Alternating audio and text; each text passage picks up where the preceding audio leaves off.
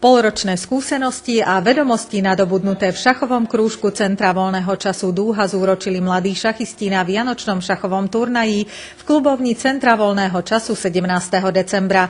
CVČ Dúha pripravilo pre nich malé občerstvenie, nejaké drobnosti, ceny a vlastne je to vyvrcholenie polročného snaženia týchto žiakov.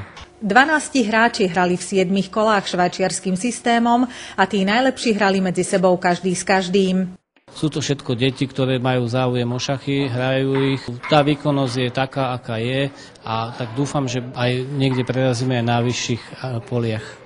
Šach je kráľovská strategická hra, v ktorej o výsledku rozhodujú taktické, strategické a plánovacie schopnosti hráčov a tiež ich pozornosť a vnímavosť. Cieľom hry je dať súperový mat.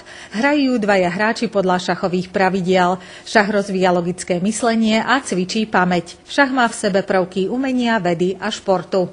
Šach hrávam už viac menej súťažne. Hráme naše družstvo, hra 4. ligu Zentiva.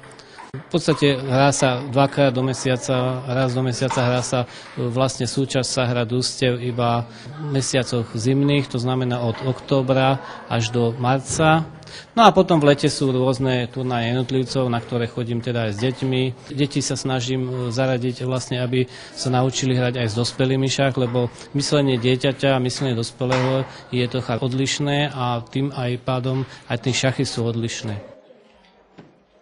Čo by ste chceli, aby sa vám splnilo v novom roku? Máte už nejaké plány? Plány v podstate mám nejaké, myslím, čo sa týka šachového života Hlovci, sú, že by som chcel zorganizovať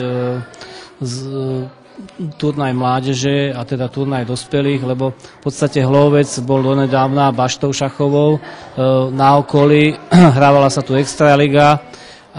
Boli tu rôzne turnaje, bohužiaľ z organizačných dôvodov títo turnaje skončili, lebo nemali ich doporiadať, tak je to moja také malé predsavzatie, že zorganizovať aspoň 2 turnaje pre ten hlovský šach, vlastne, aby sa viacej ľudí zapojilo do toho šachového života Hlovci a teda samozrejme tým hovorím aj o deťoch, aj o dospelých. A ešte na záver poradie z výsledkovej listiny. Na prvých 2 miestach sa umiestnili Lukáš Nižňanský a David Pavelka, obaja z Hlohovca.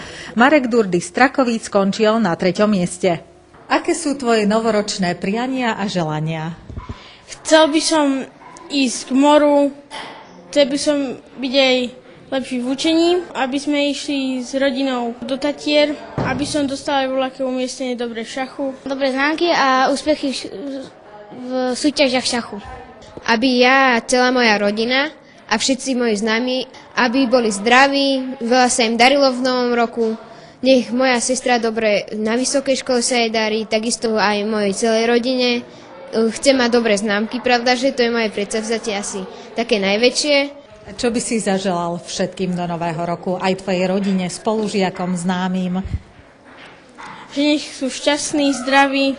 No, aby sme mali takú pohodu a aby sme sa mali dobre nielen materiálne, ale aby sme mali príjemné strávenie toho nového roku a aby sme boli zdraví.